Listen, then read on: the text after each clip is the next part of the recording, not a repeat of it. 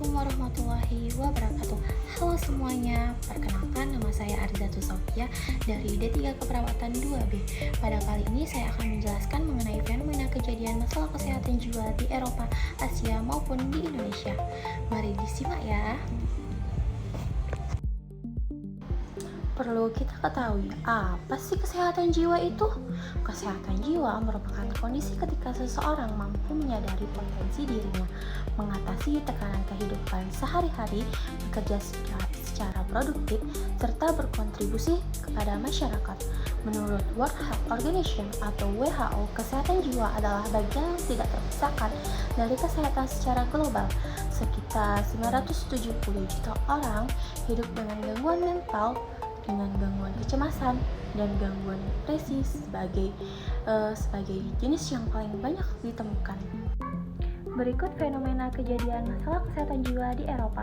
Di kawasan Eropa, masalah kesehatan jiwa masih menjadi tantangan besar. Gangguan yang paling sering ditemukan adalah depresi dan gangguan kecemasan. Faktor penyebabnya antaranya tekanan pekerjaan, kesepian, terutama pada lansia, perubahan gaya hidup, serta dampak COVID-19 yang meningkatkan stres psikologis. Meskipun negara-negara Eropa umumnya memiliki sistem pelayanan kesehatan jiwa yang lebih baik dan kesadaran masyarakat yang tinggi, jumlah penderita gangguan mental tetap cukup besar sehingga menjadi perhatian pemerintah dan tenaga kesehatan.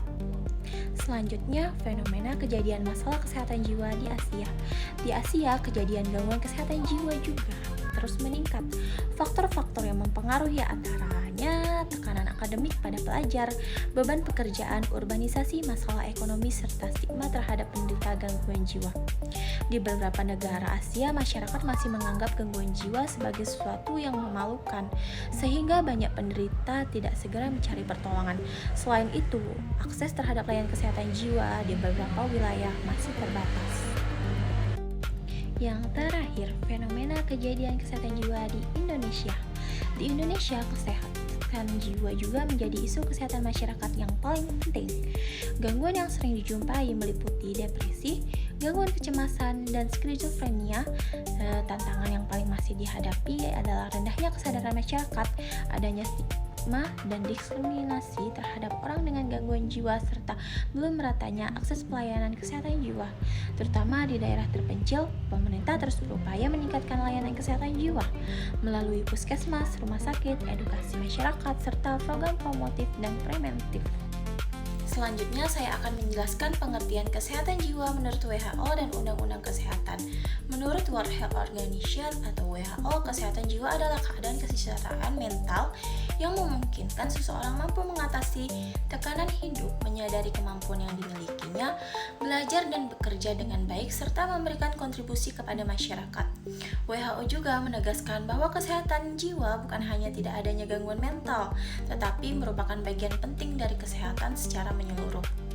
Sementara itu, menurut Undang-Undang Nomor 17 Tahun 2023 tentang Kesehatan Jiwa, kesehatan jiwa adalah kondisi ketika seseorang dapat berkembang secara fisik, mental, spiritual, dan sosial, sehingga mampu menyadari kemampuannya sendiri, mengatasi tekanan hidup, bekerja secara produktif, serta memberikan kontribusi bagi komunitasnya. Definisi ini telah berjalan dengan presisi sebelumnya diatur dengan Undang-Undang Nomor 18 Tahun 2014 tentang Kesehatan Jiwa.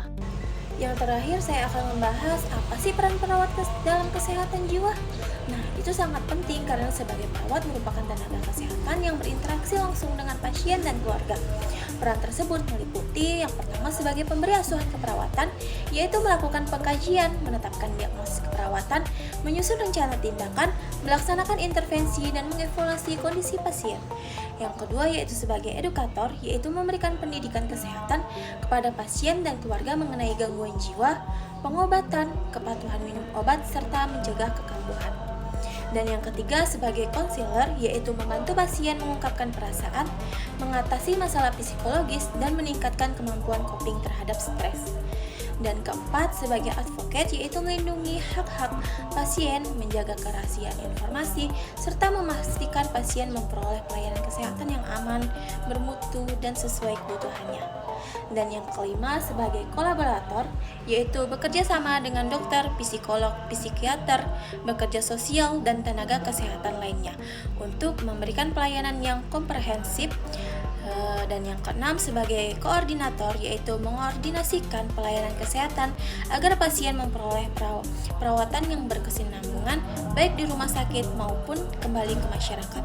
Dan yang terakhir, yaitu sebagai peneliti, yaitu menerapkan praktik keperawatan berbasis bukti atau evidence-based practice untuk meningkatkan mutu pelayanan kesehatan jiwa.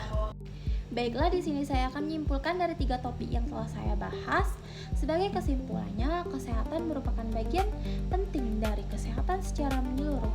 Fenomena di Eropa, Asia maupun Indonesia menunjukkan bahwa masalah kesehatan jiwa masih menjadi tantangan yang perlu mendapat perhatian bersama. Oleh karena itu, diperlukan upaya untuk meningkatkan kesadaran masyarakat, mengurangi stigma, dan memperluas akses pelayanan kesehatan jiwa.